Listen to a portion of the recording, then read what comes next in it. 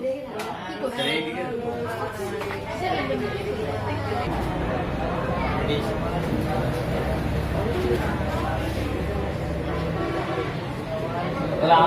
গত দুইটা ক্লাসে ন্যারেশন পরিবর্তনে টেন্সের পরিবর্তন আলোচনা করার পাশাপাশি গতকালকে ক্লাসে সম্ভবত আমরা ন্যারেশন পরিবর্তনে পার্সন পরিবর্তনটা একটু আলোচনা করেছিলাম, তাই না? আমরা কিন্তু ওখানে দেখাতেছি ক্লাসই মনে করি। তাহলে ন্যারেশন পরিবর্তনে পার্সন পরিবর্তন আমাদের করতে হবে, আর এই পার্সনটা পরিবর্তন হবে 3 পার্সনের মধ্যে, যেহেতু আমাদের পার্সন করতে হবে। তবে সবচেয়ে মজার বিষয় হচ্ছে থার্ড পার্সন কিন্তু আমাদের চেঞ্জেবল নয়, মানে পরিবর্তন হবে না। ন্যারেশন পরিবর্তন করার সময় আমরা পার্সন পরিবর্তন করব ওই রিপোর্টেড স্পিচের মধ্যে। গতকাল বলেছিলাম যে আমাদের একটা ন্যারেশনের প্রধানত দুইটা অংশ, একটা হচ্ছে রিপোর্টিং ভার্ব অংশ আর একটা হচ্ছে রিপোর্টেড স্পিচ অংশ।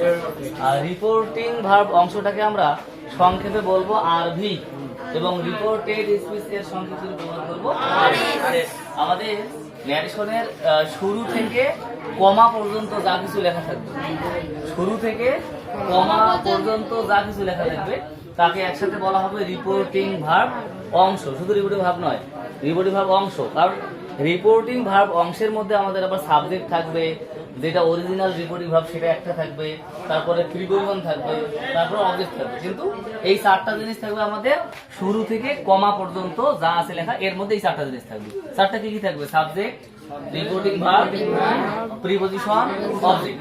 এই 4টা মিলে একত্রে ওই জায়গাটাকে বলা হয় রিপোর্টিং ভার্ব অংশ। কি বলা হয়?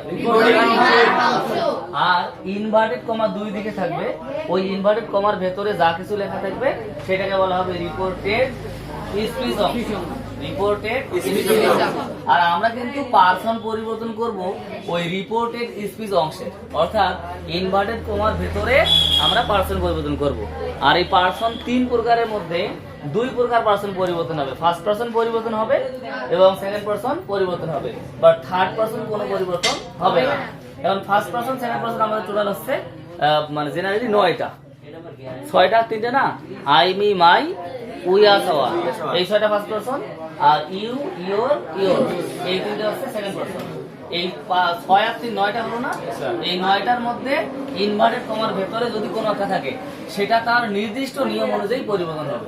এখন কি নির্দিষ্ট নিয়ম বা পরিবর্তনটা আসলে কেমন করে হবে সেটা আমি তোমাদের একটু পরে শেখাই দেব, ঠিক আছে? আবার তো মনে রাখতে হবে যে ইনভার্টেড কমার ভেতরে ফার্স্ট পার্সন থাকলে সেটা পরিবর্তন হয়, আবার সেকেন্ড পার্সন থাকলেও সেটা পরিবর্তন হয়, কিন্তু ইনভার্টেড কমার ভেতরে থার্ড পার্সন থাকলে সেটা কোনো পরিবর্তন হয় না। তবে তোমার মনোযোগ এরকম করে থাকবে না, হবে না। তাহলে আমরা পার্সন পরিবর্তন করব কোথায়? রিপোর্টিং ভার্ব অংশে নাকি রিপোর্টেড স্পিচ অংশে? অবশ্যই রিপোর্টেড স্পিচ। আর রিপোর্টেড স্পিচ অংশ বলতে আমাদের ইনভার্টেড কমার ভেতরে জায়গাটাকে বোঝায়, তাই না? দুই দিকে যে ডাবল ডাবল কমা যেটাকে আমরা বলি ইনভার্টেড কমা, সেটার ভেতরে যে যা কিছু লেখা আছে সেটা হচ্ছে রিপোর্টেড স্পিচ। আর এই রিপোর্টেড স্পিচের মধ্যে ফার্স্ট পার্সন যদি থাকে সেটা প্রথমে থাকা, গতকাল বলছিলাম না, প্রথমে থাকা সাবজেক্ট অনুযায়ী পরিবর্তন হবে। আমি একটা এক্সাম্পল দিয়ে তোমাদের বোঝাই দিই। মনে করো লেখা আছে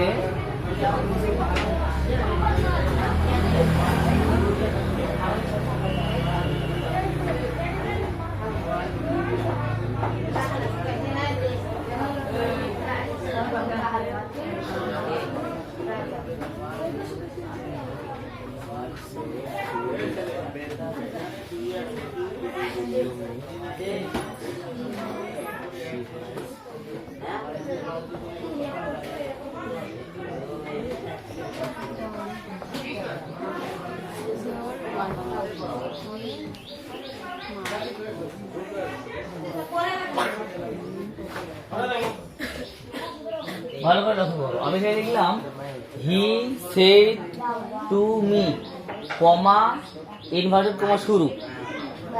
আমি আশা করবো তোমরা সবাই, মানে আমরা এখানে ক্লাস করতেছি এই সময়টাতে আশেপাশে বা আমাদের মধ্যে কোথাও এখানে কিছু মানে অন্য যা কিছুই হোক, তোমাদের মনোযোগ একটাই যে আমি কি পড়াচ্ছি, আমি তোমাদের কি বুঝাচ্ছি সেটা মনে রাখতে হবে। He said to me, comma inverted comma শুরু। কি কথাগুলো ঠিক আছে না? He said to me, comma inverted comma শুরু।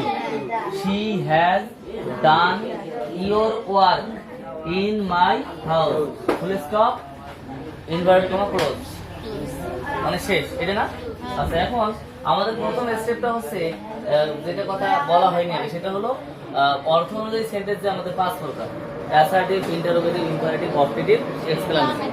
এই 5 প্রকার সেন্টেন্সেরই কিন্তু ন্যারেশন পরিবর্তন হয়। তার মানে ভয়েসের ক্ষেত্রে আমরা আলোচনা করেছিলাম যে রুল 1 অ্যাসার্টিভ সেন্টেন্সের, রুল 2 ইন্টারোগেটিভ, এরকম করে করে কিন্তু আমরা অবজেক্টিভ এবং এক্সক্লেমেটরি সেন্টেন্সের ভয়েস করে নিই, তাই না? কিন্তু ন্যারেশনের মধ্যে ওইটা না, ন্যারেশন 5 প্রকার সেন্টেন্সেরই পরিবর্তন হয়। সেই কারণে ন্যারেশনের 5টা রুল।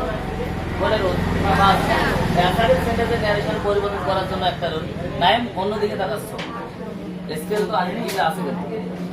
অ্যাসার্টিভ সেন্টেন্সের ন্যারেশন পরিবর্তনের জন্য একটা রুল, ইন্টারোগেটিভ সেন্টেন্সের ন্যারেশন পরিবর্তনের জন্য একটা রুল, আবার ইম্পারেটিভের জন্য একটা, অবজেক্টিভের জন্য একটা, এক্সক্লেমেটরি সেন্টেন্সের ন্যারেশন পরিবর্তন করার জন্য আরেকটা রুল। তাহলে মোট আমাদের 5টা রুল দেওয়া হয়।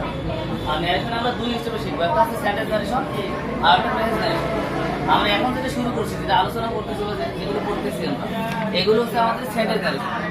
আমাদের মাথায় রাখতে হবে যে ইনভার্টেড কমা এর ভেতরে যে সেন্টেন্সটা আছে, ওইটা যদি অ্যাসার্টিভ সেন্টেন্স হয়, তাহলে অবশ্যই অ্যাসার্টিভ সেন্টেন্সের ন্যারেশনের যে রুলটা আছে বা নিয়মটা আছে, ওইটা কাজে লাগাতে হবে।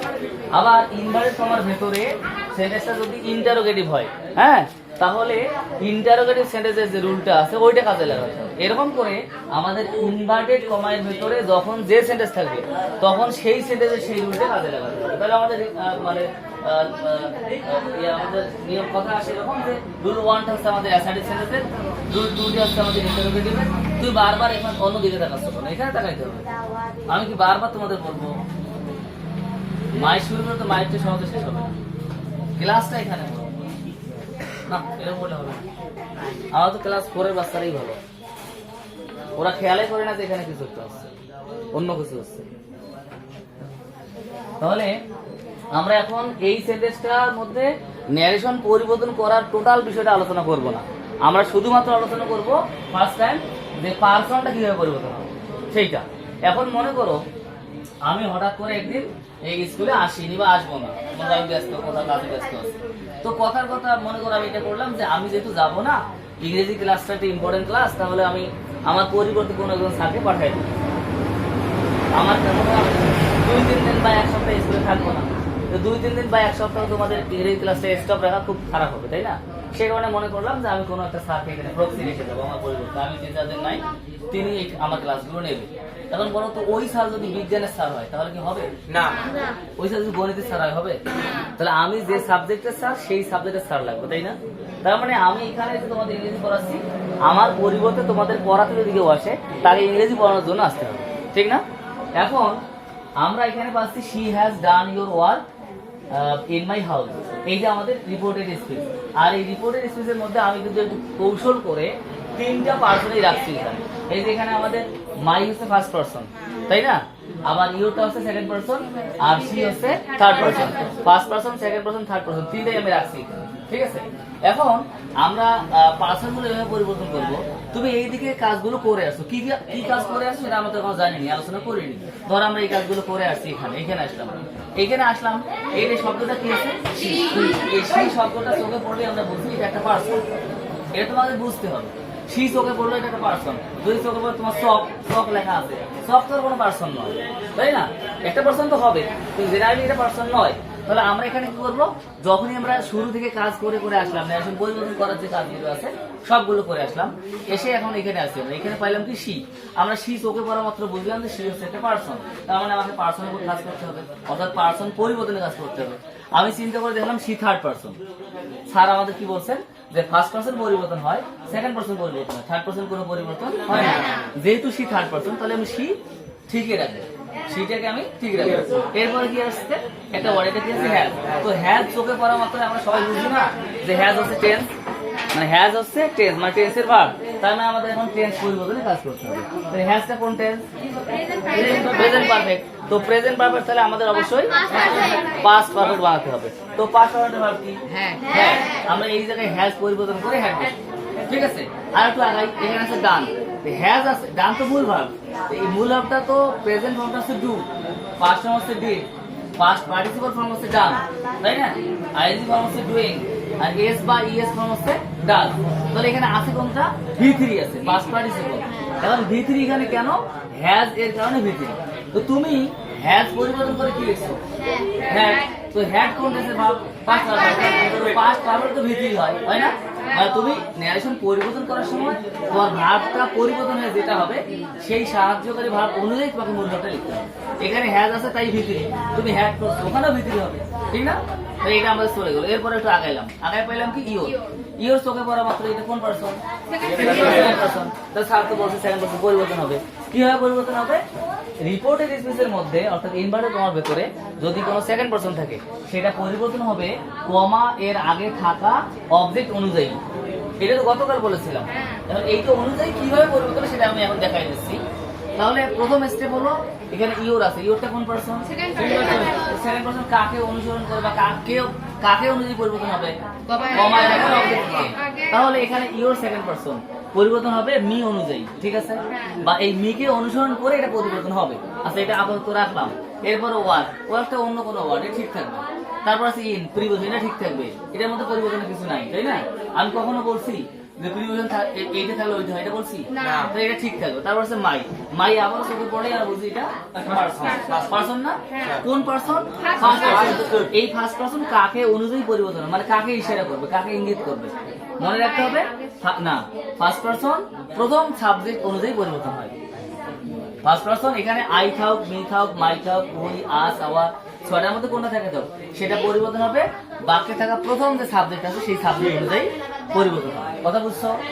তাহলে আমরা একবারে এই ন্যারেশনটা পরিবর্তন করেই আলোচনা ক্লিয়ার করি, তাহলে ভালো হবে নাকি? আচ্ছা দেখো, আমরা এই আমাদের রুলের মধ্যে লেখা আছে যে অ্যাসার্টিভ সেন্টেন্সের ন্যারেশন পরিবর্তন করার সময় শুরু থেকে কমা পর্যন্ত যা আছে তাই বসে। এর মধ্যে একটা অন্য কথা আছে, সেটা আমি তোমাদের পরে বলতাম, এখনই বলে দিচ্ছি। শুরু থেকে যদি বলা হয় তিনটা কাজ আমাদের। এক নম্বর কাজ হলো শুরু থেকে কমা এর পুরো পর্যন্ত বসে, বুঝছো? মানে রুল 1 এর মধ্যে তিনটা কাজ আছে। এক নম্বর কাজ হলো শুরু থেকে কমা এর পুরো পর্যন্ত, মানে কমা এর আগ পর্যন্ত রাস্তা বলবে। এর মধ্যে অতিরিক্ত কথা একটা আছে, আমি সেটা বলে দিই একটু পরে দুইটা কাজ আছে। দেখো, 2 নম্বর কাজ হলো এইটা কি দিলাম? কমা। আর এইটা ব্র্যাকেটে দিলাম। তাহলে ব্র্যাকেটের ভিতরে কি আছে? কমা।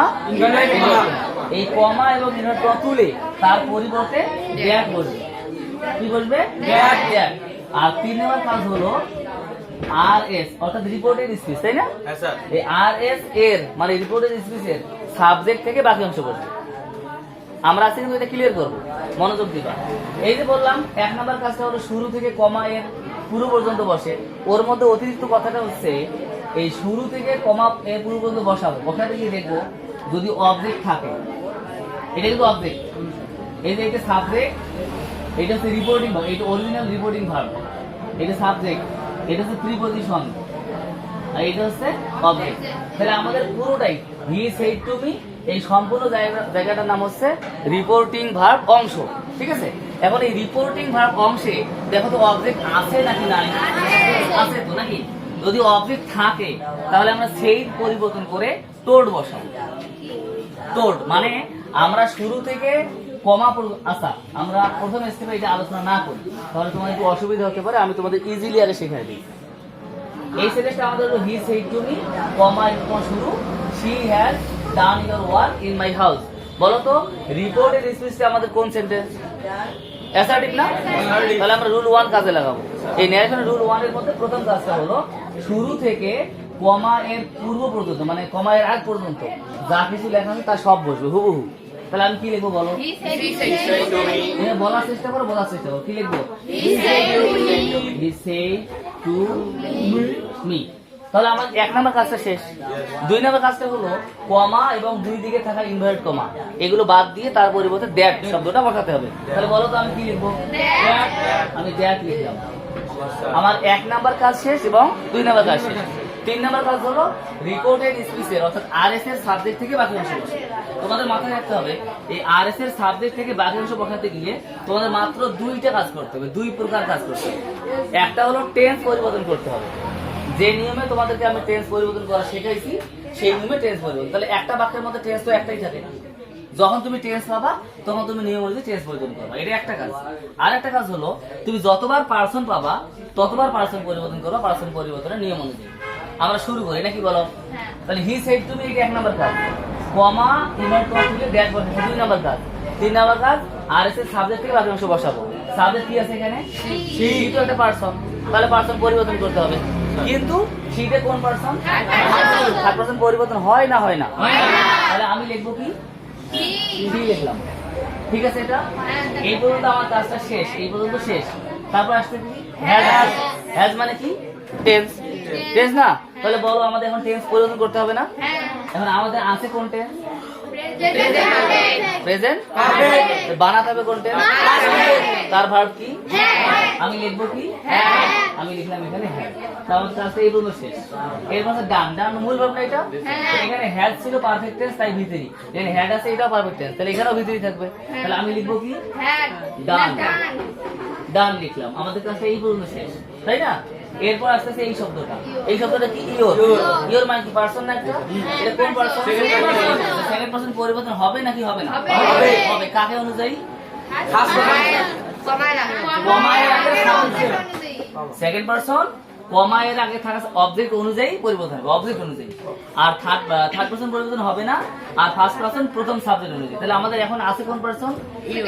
সেকেন্ড পার্সন পরিবর্তন হবে আমাদের কমা এর আগে থাকা অবজেক্ট অনুযায়ী, ঠিক না? এখন আমাদের বলি একটা গল্পের মতো যদি করি যে আমাদের প্রত্যেকটা পার্সনে 3 প্রকার পার্সন না? প্রত্যেক পার্সনের 3টে করে জামা আছে, 3টে করে জামা আছে। আমরা জামা গাই দিই না? এরকম ধরো প্রত্যেকটা ফার্স্ট পার্সনের 3টে জামা, সেকেন্ড পার্সনের 3টে জামা, থার্ড পার্সনের 3টে জামা। জামা হচ্ছে ধরো প্রথম জামাটা হচ্ছে ধরো সাদা রঙের। কি রং? সাদা। আর দ্বিতীয় জামাটা হচ্ছে কালো রং, সাদা কালো। আর 3 নম্বর রংটা হচ্ছে লাল রং। কি হলো? সাদা কালো লাল। তাহলে ফার্স্ট পার্সনের হচ্ছে সাদা কালো লাল, সেকেন্ড পার্সনেরও হচ্ছে সাদা কালো লাল, থার্ড পার্সনেরও হচ্ছে সাদা কালো লাল। তাহলে আমরা যদি বলি যে সাবজেক্ট, যেটা সাবজেক্ট একটা পার্সনের 3টে রূপ না? সাবজেক্ট একটা, অবজেক্ট একটা, পজিটিভ একটা, তাই না? I subject. আই এর অবজেক্ট কি? আই এর অবজেক্ট মি। আই এর অবজেক্ট মি না? আর আই এর পজিটিভ কি? মাই। তাহলে এই আইটা হচ্ছে সাবজেক্ট, যার অবজেক্টও আছে, পজিটিভ আছে। আবার দেখো হি, মনে করো হিটা সাবজেক্ট, হি এর অবজেক্ট নাই? হি এর অবজেক্ট হচ্ছে হিম, আর পজিটিভ হচ্ছে হিজ। তাহলে হি সাবজেক্টটারও আমাদের, হি পার্সনটারও কি আছে? অবজেক্ট আছে, পজিটিভ আছে, সবগুলোর আছে না? আমি বলছিলাম যে প্রত্যেকটা পার্সনের 3টে করে জামা, সাদা কালো লাল। ধরো সাবজেক্ট গুলো হচ্ছে সাদা, অবজেক্ট গুলো হচ্ছে কালো, আর পজিটিভ গুলো হচ্ছে লাল। ঠিক আছে, এখন আমাকে বলো এখানে আছে কি? ইওর। ইওরটা সেকেন্ড পার্সন না? তাহলে ইওরটা এখানে মানে সাদা না কালো না লাল? কালো। অবশ্যই ইউ, ইওর, ইওর, তাই না? না, এটা ইউ, ওইটা তো ওভাবে ধরা যাবে না। যখন তুমি সাবজেক্ট অবজেক্ট পজিটিভ বলবা, ইউ এর সাবজেক্ট ইউ, অবজেক্টও ইউ, আর ইউর হচ্ছে পজিটিভ, ইউর হচ্ছে পজিটিভ। তো এখন বলো তো ইউরটা কোন রঙের জামা গাইছে? লাল রঙের না? তো ইউরটা সেকেন্ড পার্সন কাকে অনুসরণ করে? কমার আগে অবজেক্ট কে এখানে? মিকে অনুসরণ করলো। করার পর তাহলে ইউর অনুসরণ করলো কাকে? মিকে। ইউর কি রঙের জামা গাই দিয়েছে? অনুসরণ করতে কাকে? মি এসে ইউরের জায়গায় বসবে, কিন্তু ওই মিকে ওই লাল রঙের জামা গাই দিয়েছে, তার মানে মাই। কি বোঝো না এখন? এখানে ইওরটা সেকেন্ড পার্সন, সেই কারণে কমায়ের আগের অবজেক্ট নিয়ে আসে, মিটাকে অনুসরণ করে দেখায় দিল যে আমি থাকবো না, আমার জায়গায় ও থাকবে। কে থাকবে? মি থাকবে। এখন ইওরটা এখানে কি রঙের জামা গাই দিয়েছে? লাল রং। তাহলে মি এর লাল রং কি? মাই। আই হচ্ছে সাদা, মি হচ্ছে কালো, আর মাইটি হচ্ছে লাল। তাহলে সোজা হিসেবে বলো, এটা কিন্তু গ্রামারের ভাষা নয়। এটা আমি তোমাদের একটু বললাম, মনে হলো বললাম। গ্রামারের ভাষাটা হলো এখানে আছে কি? কোন পার্সন? Second person. কাকে ফলো করছে? মিকে ফলো করছে, তাই না? এখন এই সেকেন্ড পার্সনটা যদি সাবজেক্ট হয়ে থাকে, এইটার সাবজেক্ট ওইখানে বসবে। যদি এই সেকেন্ড পার্সনটা অবজেক্ট হয়ে থাকে, তাহলে এইটার অবজেক্ট ওখানে বসবে। যদি সেকেন্ড পার্সনটা পজিটিভ হয়ে থাকে, তাহলে এইটার পজিটিভ ওখানে বসবে। আমি তোমাদের বিভিন্ন রকমের জামা উদাহরণ দিয়ে বুঝাই দিলাম, কথা বুঝছো? তাহলে এখানে আছে ইওর, ইওরটা সেকেন্ড পার্সন, তাই কমায়ের অবজেক্ট ফলো করলো, অবজেক্ট মি। মিকে ফলো করলো, আর ইউরটা হচ্ছে পজিটিভ, সে কারণে মি এর পজিটিভ হচ্ছে মাই। আমরা ইউরের জায়গায় লিখবো কি মাই। তাহলে ওয়ার্ক আছে, ওয়ার্কটা ঠিক থাকবে, তাই না? ওয়ার্কটা ঠিক থাকলো। তারপর ইন আছে, ইন ঠিক থাকবে। তারপরে মাই আছে, মাই একটা পারসন। কোন পারসন? First person. তাহলে পরিবর্তন হবে নাকি হবে না? হবে। তাহলে ফার্স্ট পারসন কাকে ফলো করে? প্রথম সাবজেক্টকে ফলো করে, তাই না? তো প্রথমে কি এখানে আছে? হি কে ফলো করলো কে? মাই। তাহলে মাই কোন রঙের জামা গায়ে দিয়েছে? সাদা। লাল। লাল। আই মি মাই। মাই লাল রঙের জামা গায়ে দিয়েছে। তাহলে হি এর লাল রং কি? অর্থাৎ গ্রামারের ভাষা হলো এই ফার্স্ট পারসন এখানে আছে, সাবজেক্ট নয়, অবজেক্ট নয়, কি এটা? পজিটিভ। তাহলে ফলো করতে গেলে হি কি? হির পজিটিভ এখানে বসবে। হির পজিটিভ হচ্ছে হি হিম হিজ। তাহলে আমরা মায়ের জায়গায় বসাবো হিজ। হাউস ঠিক থাকলো। ন্যারেশন সহজ না কঠিন? সহজ না? তাহলে আমরা এই জায়গায় আর একটা কাজ করবো, করে তারপর তোমরা তোমাদের কাজ করতে দেবো। এখন আমি আরেকটা কাজ করবো, তোমরা আমাকে একটু হেল্প করবে, আর এরপরে কাজটা তোমরা করে দেবো, ঠিক আছে?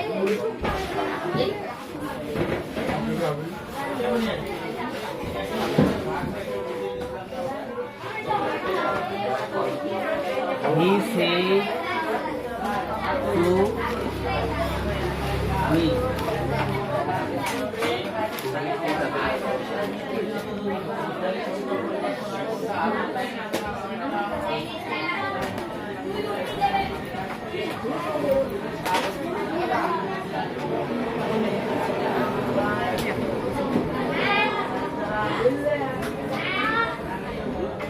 আমাকে হেল্প করতে পারবে না?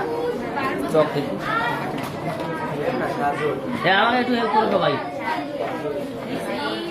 না, আমি তোমাদের এবারও বুঝাবো, সব সাহায্য তোমাদের কাছ থেকে আশা করতেছি না, আমি বুঝাবো। আমি যদি আটকে যাই, তোমরা আমাকে হেল্প করবে। আমাদের এই সেন্টেন্সটাও আছে ইনভার্টেড তোমার ভেতরে, ইউ হ্যাভ কিল্ড মি, যেহেতু শুরুতে সাবজেক্ট এবং শেষে ফুল স্টপ, এই কারণে এটাও অ্যাসার্টিভ। আর আমরা অ্যাসার্টিভ সেন্টেন্সের ন্যারেশনের আলোচনার মধ্যে আছি, সুতরাং অন্য কোনো রুলে কাজ দেওয়ার প্রশ্নই ওঠে না, তাই না? তাহলে যেহেতু অ্যাসার্টিভ, আমরা তিনটা কাজ করবো। কয়টা কাজ? তিনটা, according to our rule of assertive sentence, তাই না? এই অ্যাসার্টিভ সেন্টেন্সের রুল অনুযায়ী আমরা তিনটা কাজ করবো। এই ক্লাস থেকে শব্দ করো না। তাহলে প্রথম কাজ হলো শুরু থেকে কমা পর্যন্ত যা কিছু লেখা আছে, কমা এর পুরো পর্যন্ত আমরা সেগুলো বসাবো। তা আমাদের শুরু থেকে কমা পর্যন্ত আছে হি সেড টু মি, আমি লিখবো কি? বলো, হি said to me. He said to me. আমার 1 নম্বর কাজটা শেষ, তাই না? এবারে আমি 2 নম্বর কাজ করব, সেটা হলো কমা এবং এই দুই দিকে থাকা ইনভার্ট কমা বাদ দিয়ে ড্যাশ বসাবো। আমি এখানে বসালাম ড্যাশ। আমার 2 নম্বর কাজটা শেষ। এবারে আমি 3 নম্বর কাজ করবো, আর আমার 3 নম্বর কাজ হলো রিপোর্টেড স্পিচের সাবজেক্ট থেকে শুরু করে শেষ পর্যন্ত যা আছে সব লিখবো। তার মধ্যে আমি কাজ করবো দুই প্রকারের কাজ। একটা হলো আমি টেন্স একবার পাবো, যখন যেখানে পাবো তখন সেইখানে নিয়ম অনুযায়ী টেন্স পরিবর্তন করবো। আর 2 নম্বর কাজটা হলো পার্সন যতবার পাবো নিয়ম অনুযায়ী ততবার পরিবর্তন করব। তবে ফার্স্ট পার্সন আর সেকেন্ড পার্সন পরিবর্তন হবে, হ্যাঁ, আর থার্ড পার্সন পরিবর্তন হবে না। আর ফার্স্ট পার্সন পরিবর্তন হবে প্রথম সাবজেক্ট অনুযায়ী, আর সেকেন্ড পার্সন পরিবর্তন হবে কমা এর আগে থাকা অবজেক্ট অনুযায়ী, ঠিক আছে? তাহলে আমরা এখানে শুরুতে সাবজেক্ট পাচ্ছি কি? ইউ। ইউটা তো সেকেন্ড পার্সন, তাই না? ইউ সেকেন্ড পার্সন না? তাহলে ইউ ফলো করবে কাকে? কমা এর আগের অবজেক্ট বি। এই মি কে ফলো করলো।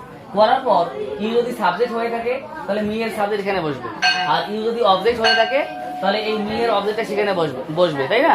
এখানে একটা সমস্যা আছে, তোমরা সবাই জানো ইউ সাবজেক্ট, আবার ইউ এর অবজেক্টটা হচ্ছে ইউ, এখানে আছে ইউ, তাই না? আমি তোমার 3টে লিখে দিয়ে বুঝাই দিচ্ছি। মনে করো সাবজেক্ট অবজেক্ট পলিসির মধ্যে আলোচনা করি, তাহলে ইউ এটা হচ্ছে সাবজেক্ট, ইউ এটা হচ্ছে অবজেক্ট,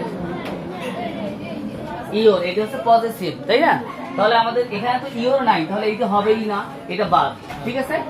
তাহলে এখানে আছে ইউ, আমরা জানি ইউ এর সাবজেক্টে ইউ, অবজেক্টটাও ইউ, এখানে আছেও আমাদের কি? ইউ।